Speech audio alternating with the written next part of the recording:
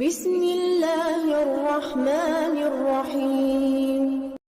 دل میں خیال آیا چلو کام نہیں ملتا تو اللہ اللہ تو کرے نا، چلو بندوں کی مزدوری نہیں ملتی تو رب کریم کی عبادت ہی کرتے ہیں۔ فرماتے ہیں کہ میں نے نا فرات کے پانی سے وضو کیا، نہر کے، شدید دھوپ تھی، ساتھ ریت تھی اور ریت تپ رہی تھی، میں نے اپنا رومال وہیں مصلی کے طور پر بچھا لیا اور فرماتے ہیں کہ زور سے لے کر عصر تک نماز پڑھی، دھوپ بھی پورے زور پہ پر میرے سجدے کا ذوق بھی پورے زور پہ۔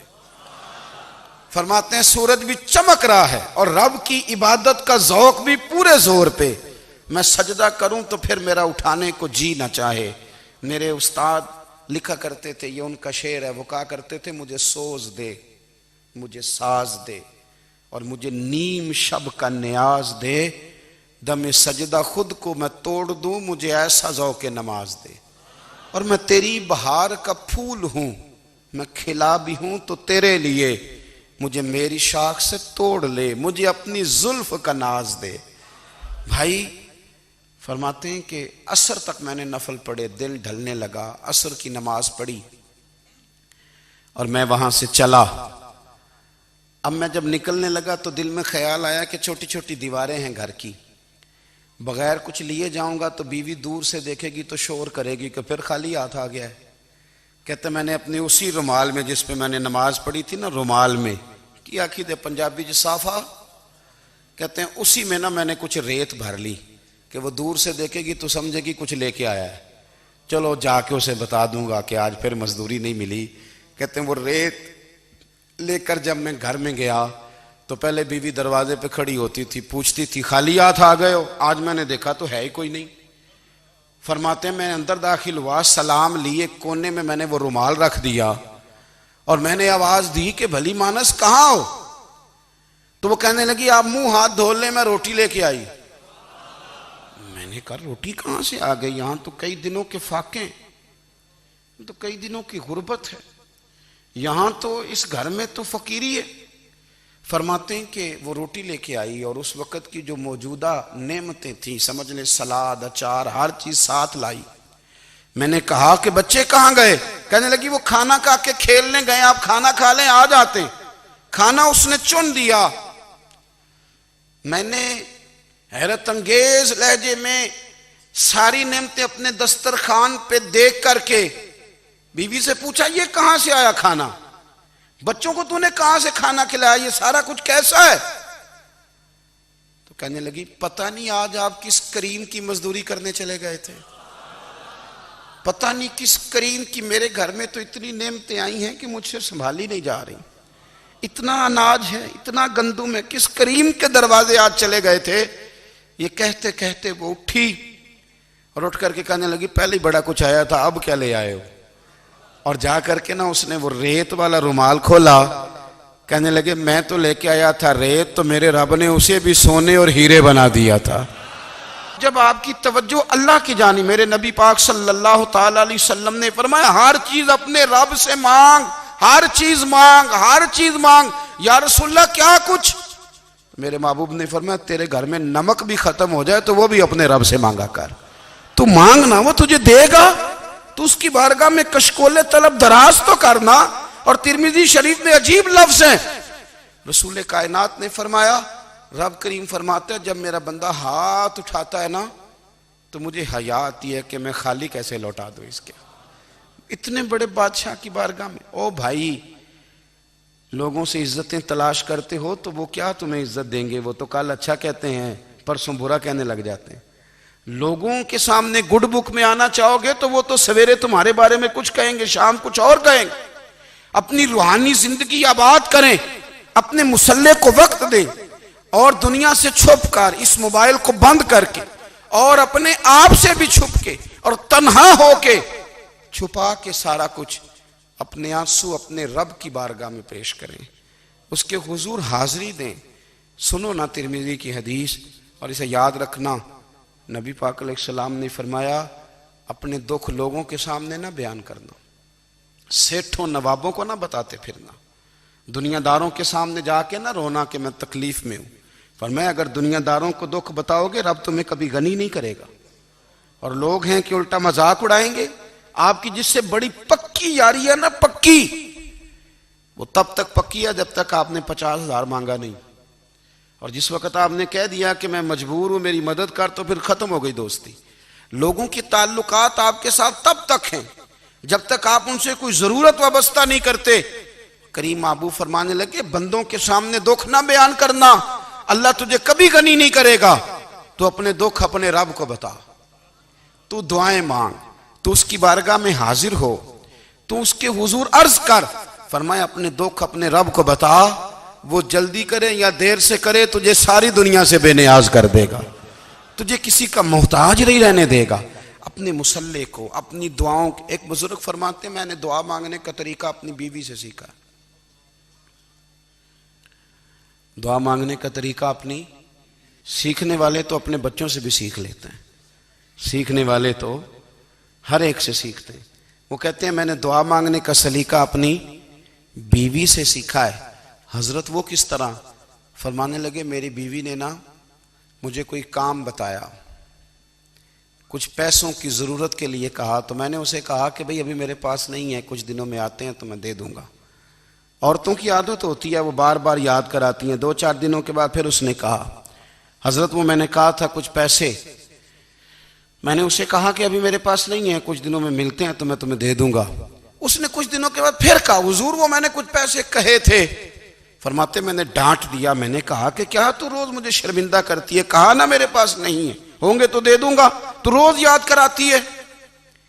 فرماتے ہیں اس نے پہلے تو میری ڈانٹ کو سہا، پھر میرے سخت جملوں نے اس کی آنکھوں میں آنسو پیدا کر دیے، پھر اس نے اپنے آنچل میں اپنے اس دکھ کو سمیٹا، اور پھر اس نے ایک جملہ کہا تو میں رو پڑا، اور مجھے اپنے رب سے مانگنے کا طریقہ آ گیا. مجھے کہنے لگی حضرت جی آپ نے ڈانٹ دیا میں نے سہ لیا، پر آپ ہی میرے شوہر ہیں، بتائیں نا آپ سے نہ کہوں تو میں کس سے جا کے کہوں. فرماتے ہیں میں رو پڑا، اور میں کھل کے رویا، اور میں تڑپ کے رویا، اور پھر میری سسکیاں بند گئیں. تو مجھے کہنے لگی آپ کو کیا ہوا؟ میں نے کہا مجھے بھی دعا مانگنی آ گئی ہے. جب میں اسے کہوں گا نا اللہ تو ہی میرا رب ہے، میں تجھ سے نہ کہوں تو میں کس سے جا کے کہوں؟ میں کیوں کسی بندے سے سوال کروں؟ میں کیوں کسی دنیا دار سے کہوں؟ میں تیرے بندوں کا، نیک بندوں کا وسیلہ لے کے، تیرے محبوب کی غلامی لے کے تیری بارگاہ میں آیا، تجھ سے نہ مانگوں تو کس سے مانگوں؟ سمجھ آ گئی ہے جب میں اس رنگ میں مانگوں گا تو پھر رب میرے اوپر بڑا ہی فضل فرمائے گا، وہ میرے اوپر بڑی رحمت کرے گا، وہ میرے لیے آسانیاں کرے. عزیز دوستو ہم اس طرح کرنے لگ گئے ہیں کہ ہم نے نا اپنے تعلقات پر اعتماد کرنا شروع کر دیا ہے. میرے تعلقات بہت ہیں. ہم نے اپنی دولت پر اعتماد کرنا شروع کر دیا ہے، میرے پاس دولت بہت ہے. ہم نے اپنے علم پر، اپنی شہرت پر اعتماد کرنا شروع کر دیا ہے کہ میرے پاس فلاں چیز بہت ہے. یاد رکھنا جب بے نیاز اپنی صفت بے نیازی دکھاتا ہے تو بڑی بڑی دولتوں والے مجبور نظر آتے ہیں. بھائیو جب انسان کا رشتہ اپنے مالک کے ساتھ ہوتا ہے پھر تو غم بھی کچھ نہیں کہتے، پریشانیاں بھی کچھ نہیں کہتی، پھر تو زندگی صبر والی، پھر تو زندگی توکل والی، پھر تو زندگی بھروسے والی. پھر انسان اپنے آپ کو رسوا نہیں کرتا، دنیا داروں سے امیدیں اس کی ختم ہو جاتی، امیدیں اللہ رسول سے لگا لیتا ہے، مضبوط ہو جاتا ہے، مضبوط، طاقتور ہو جاتا ہے، خوددار ہو جاتا ہے، باوقار باعزت ہو جاتا ہے. حضرت بہلول دانا رحمت اللہ علیہ بیٹھے تھے تو ہارون رشید حج کر کے آ رہا تھا، تو رستے میں حضرت شیخ سے ملاقات ہو گئی تو السلام علیکم کے بعد کہنے لگا حضور کوئی حکم ہو تو بتائیے گا. تو حضرت بہلول دانا فرمانے لگے تیرا رب کون ہے؟ اس نے کہا اللہ. تو فرمایا میرا کون ہے؟ کہا اللہ. فرمانے لگے تو بڑا ہی بیوقوف ہے، کیا تو یہ سمجھتا ہے کہ رب ہارون رشید کو تو دے گا اور بہلول دانا کو بھول جائے گا؟ تیرا بھی وہی رب ہے، میرا بھی وہی رب ہے. اس نے اگر تجھے دے کے آزمایا ہے تو ہو سکتا ہے مجھے نہ دے کے آزما رہا ہو. جب اس کی حکمت کے تقاضے ہوں گے تو عطا کرے گا اور دے گا. تو جا اپنا کام کر.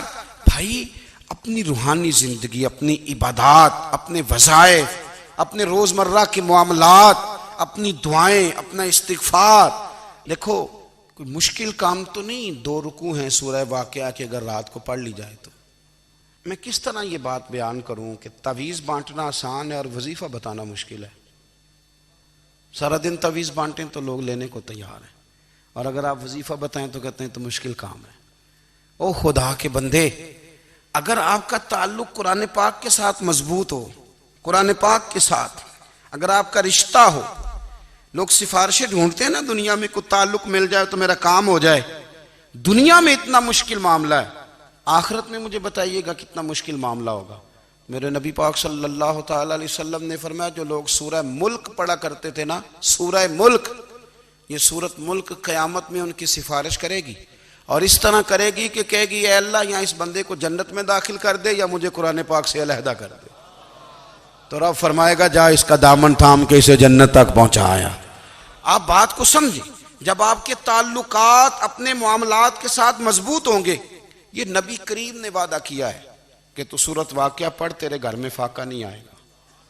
حضرت عبداللہ ابن مسعود رضی اللہ تعالیٰ عنہ بیمار تھے تو حضرت عثمان غنی رضی اللہ تعالیٰ عنہ تیمارداری کے لیے تشریف لے گئے اور جا کر کے کہا کہ آپ بڑے بیمار ہیں، آپ کی بیٹیاں زیادہ ہیں، میں چاہتا ہوں کہ خزانے میں سے کچھ مدد کروں. تو سیدنا عبداللہ ابن مسعود رضی اللہ تعالیٰ عنہ اٹھ کے بیٹھ گئے اور کہنے لگے امیر المومنین، اللہ آپ کو میری طرف سے، میری بیٹیوں کی طرف سے بہتر صلہ دے. میری بیٹیوں کو کسی خزانے کی ضرورت نہیں، میں نے انہیں خزانہ دے دیا ہے. کہا جناب آپ نے کون سا خزانہ دیا ہے، میں آپ کے مالی معاملات کو جانتا ہوں. تو فرمانے لگی امیر المومنین، میرے نبی کریم نے فرمایا ہے جو سورت واقعہ پڑھے اسے کبھی فاقہ نہیں آتا. میں نے بیٹیوں کو یاد کرا دی ہے، یہ خزانہ میں نے انہیں دے دیا ہے. وہ سارے والدین سنیں جو بیٹیوں کے لیے پریشان رہتے ہیں. حضرت عبداللہ ابن مسعود نصیحت کر رہے ہیں، فرمانے لگے میں نے سورت واقعہ یاد بھی کرا دی ہے، پڑھنے کی عادت بھی ڈال دی ہے. حضور نے فرمایا ہے جو سورت واقعہ پڑھے اسے فاقہ نہیں آتا. کہنے لگے چاند تو اپنی جگہ چھوڑ سکتا ہے، سورج گر سکتا ہے، تارے ٹوٹ سکتے ہیں، پر مدینے والے رسول کی بات غلط نہیں ہو سکتی. حضور نے فرمایا فاقہ نہیں آئے گا تو انشاءاللہ کبھی بھی نہیں آئے گا. کرنے کا کام یہ ہے کہ ہم اپنے معاملات، اپنی عبادات، اپنی دعائیں کبھی 10 منٹ عادت ہو جائے نا دعا مانگنے کی علیحدہ سے رات کو. حضور نے فرمایا جو فرض نماز کے بعد دعا مانگے اللہ اس کی قبول کر لیتا ہے. نبی پاک صلی اللہ تعالی علیہ وسلم نے فرمایا اللہ مسافر کی دعا قبول فرماتا ہے. حضور نے فرمایا اللہ مظلوم کی دعا قبول فرماتا ہے. حضور نے فرمایا بیمار سے دعا کراؤ اللہ اس کی دعا قبول فرماتا ہے. میرے نبی پاک نے فرمایا ماں باپ جب بھی اولاد کے لیے ہاتھ اٹھائیں، ویسے تے بلے شاہ تو آسمانی اڈدیاں ہی پھڑ دیں، جڑا گھر بیٹھا انہوں بڑھیا ہی نہیں. حضور فرمانے لگے ماں باپ جب بھی اولاد کے لیے دعا فرمائیں اللہ ان کی دعا کو قبول کرتا ہے. آپ اپنا تعلق بنائیں، دعا کے ساتھ، عبادت کے ساتھ، مصلی کے ساتھ رشتہ بنائیں، استغفار پڑھیں. صلاح الدین ایوبی صلیبی جنگوں میں تھے، رات کو مسجد اقصی میں نماز پڑھی تو پریشان تھے. ایک بزرگ سے ملاقات ہوئی تو وہ کہنے لگے کہ آپ بڑے پریشان ہیں. کہنے لگے حضور پریشان اس لیے ہوں کہ پہلے ہی مسلمان کمزور ہے، اب میں نے سنا ہے دشمن کا ایک بحری بیڑا وہ جنگی سامان سے بھرا ہوا آ رہا ہے، تو اب ان کے پاس اور تلواریں اور نیزے آ جائیں گے، مسلمانوں کے پاس پہلے ہی وسائل کی کمی ہے، پریشان ہو کس طرح کر کے مقابلہ کریں گے. یہ بات کہتے ہی صلاح الدین ایوبی نے بزرگوں سے کہا حضور آپ بھی دعا کرنا، دعا کی بڑی طاقت ہے. میرے نبی پاک نے فرمایا دعا مومن کا ہتھیار ہے، دعا مومن کا، دعا مومن کا. حضور نے فرمایا تقدیر کو سوائے دعا کے کوئی چیز نہیں بدل سکتی. دعا مومن کا ہتھیار ہے، یہ کافر کے پاس کوئی نہیں، یہ ہتھیار ہے مومن کا. اللہ کرے آپ کو سمجھ آئے. پھر سنیں کئی بار کہہ چکا ہوں یہ ہتھیار ہے. کافر کے مقابلے میں جو تیرے پاس سب سے بڑا ہتھیار ہے وہ دعا ہے. دعائیں کرانی چھوڑ دی، کرنی چھوڑ دی، لینی چھوڑ دی. حضرت سیدنا انس بن مالک رضی اللہ تعالیٰ عنہ فرمایا کرتے تھے میں نے وہ رنگ دیکھا ہے جب حضور دعا مانگتے تھے اور حضور کی مقدس آنکھوں میں آنسو بھی ساتھ ہی بہا کرتے تھے، میں نے وہ انداز دیکھا ہے. تو صلاح الدین ایوبی بزرگ سے کہنے لگے آپ بھی دعا کیجیے، اور خود رونے لگے اور سر سجدے میں رکھ کے رونے لگے اور عشاء سے لے کر فجر تک روئے، خوب روئے۔ صبح وہ بزرگ آئے تو صلاح الدین ایوبی کا خوبصورت اور ہنستا ہوا چہرہ دیکھا۔ کہنے لگے آپ بڑے خوش ہیں، رات تو میں نے بڑے روتے ہوئے دیکھا تھا۔ تو کہنے لگے حضور وہ جو بحری بیڑا آ رہا تھا نا وہ پانی میں ڈوب گیا ہے، اب وہ نہیں آ رہا، ابھی خبر آئی ہے تو میں بڑا خوش ہوں۔ بزرگ کہنے لگے اٹھ سینے سے لگ اور سن ایک بات، وہ بحری بیڑا پانی میں نہیں ڈوبا، وہ تیرے آنسوؤں میں ڈوب گیا ہے۔ وہ جو تو رات رویا ہے نا رب کریم کی بارگاہ میں تو وہ ڈوب گیا ہے۔ بھائی اپنا مصلی کا، عبادت کا، وظائف کا، اللہ اللہ کا سلسلہ اس کو مضبوط کرے، اپنی دعاؤں کے تعلق کو مضبوط کرے۔ دعائیں بڑے انقلاب برپا کر دیتی ہیں۔ ہم تھوڑے تھوڑے نا جب سے خشک ہوئے ہیں نا، خشک، اور میری تو جماعت ہی صوفیاء کی جماعت تھی، ہم تو داتا علی اجمیری کی جماعت سے، ہم تو خواجہ اجمیری کی جماعت سے، ہم تو شیخ احمد فاروق سرہندی کی جماعت سے، ہم تو صوفیاء کی جماعت۔ ہماری جماعت نے بھی وہ تعلق جو ہمارے بزرگوں نے بنایا تھا۔ بزرگ اللہ کے قریب کیسے جاتا ہے؟ تو ہمارے یہاں نا بہت سارے لوگ کہتے ہیں جی نظر ہو گئی تو کام ہو گیا۔ بھائی جو بخاری مسلم میں طریقہ ہے نا اللہ کا قرب پانے کا وہ تو نفل ہے۔ نبی کریم علیہ السلام نے فرمایا بندہ نفلوں کے ذریعے رب کے قریب جاتا ہے، اور اتنا قریب جاتا ہے کہ پھر اللہ اس کی زبان بن جاتا ہے، اللہ اس کی آنکھیں بن جاتا ہے، کان بن جاتا ہے، ہاتھ اور پیر بن جاتا ہے۔ تو یہ تو عبادت ہے، یہ تو اللہ کی بارگاہ کی حاضری ہے جو آپ کو اللہ کے قریب کرے گی۔ تو اپنے نماز کو اہمیت دے کے ادا کریں، نمازیں موبائل بند کر کے ادا کریں۔ دیکھیں نا کچھ لوگ کہتے ہیں مجھے ٹائم نہیں ملتا نماز کا، تو میں کہتا ہوں یہ آپ نے بڑی جرت کی بات کی ہے۔ مجھے کو میرا پیر بھائی کہہ دینا میرے پاس ٹائم نہیں آپ کو ملنے کا، تو میں کہتا ہوں آج کے بعد آنا ہی نہ۔ تو کیا سمجھتا ہے تو بہت بڑا آدمی ہے، تیرے پاس ٹائم نہیں ہے اور ہمیں ملنے کا ٹائم، موج کر۔ تو آپ نے اللہ رسول کو کہہ دیا ٹائم نہیں۔ اور عجیب فلسفہ ہے نا، کہا جائے نماز پڑھنے آؤ تو کہتے ہیں کپڑے ٹھیک نہیں، اور کہا جائے کہ آؤ ذرا دعوت پہ چلیں تو کہتے ہیں 1 منٹ ٹھہر میں کپڑے بدل کے آیا۔ نماز کے لیے کہا تو کہتا ٹھیک نہیں، دعوت کے لیے کہا تو کہتا میں ذرا تیاری کر لوں، یوں جانا مناسب نہیں۔ یہ معاملہ ٹھیک نہیں۔ رب تو فرماتا ہے کہ جب تم مسجد میں آ تو زینت اختیار کر کے آ، خوب ذوق سے دعا مانگیں، خوب شوق سے نماز پڑھیں، خوب استغفار کا مزاج بنائیں۔ آپ لوگوں کے بیچ رہ کے سوکھ حاصل کرنا چاہتے ہیں، لیکن آپ کو پتہ ہے کئی مہینے غار حرا میں رہنا بھی مدینے والے محبوب کا طریقہ ہے۔ ہر سال اعتکاف بیٹھنا الگ سے، یہ بھی حضور کا طریقہ ہے۔ مسجد نبوی کے اندر دروازہ کھلتا تھا نبی کریم کا، پر گھر کے اندر نفل پڑھے نبی پاک، اور حضور فرماتے ہیں کچھ نفل نماز گھر میں بھی پڑھا کرو، گھر کو قبرستان نہ بناؤ۔ ہمارا گھر اللہ کے ذکر سے آباد ہوگا اگر ہم نماز پڑھیں گے نا۔ میں جب سنت پڑھنے کے لیے گھر میں کھڑا ہوتا ہوں تو میرا جو 2.5-3 سال کا بیٹا ہے نا، وہ بھی میرے ساتھ نماز پڑھنی شروع کر دے۔ اسے پتہ کوئی نہیں نماز کیا ہوتی ہے، لیکن وہ بھی نا سجدہ نہ بھی کرنا ہے تو ساتھ لیٹ ضرور جاتا ہے۔ پتہ چلا بچے لیکچر دینے سے نماز نہیں پڑھتے، نماز شروع کر دیں تو بچے بھی شروع کر دیتے ہیں۔ ہم جب پریشان ہوتے ہیں تو لیکچر دیتے ہیں، تو لیکچر تو باہر شاید چل جائے، گھر میں کیسے چلے گا؟ گھر میں تو عمل چلے گا۔ تو میرے عزیز، آج کے اس روحانی اجتماع میں ہمارے دوستوں نے جو محنت کی، ہم نے بار بار اپنی نیت سے پوچھا خدا ہمیں معاف کرے اگر کوئی ذاتی شہرت ہے، کوئی ہمارے ذاتی مفادات ہیں، رب ہمیں ہدایت دے۔ ہماری یہ خواہش تھی کہ روحانی اجتماع ہمیں تھوڑا سا اللہ اور اس کے رسول کے جانب مائل کرے، کچھ ہمارا رشتہ مصلی کے ساتھ مضبوط کرے۔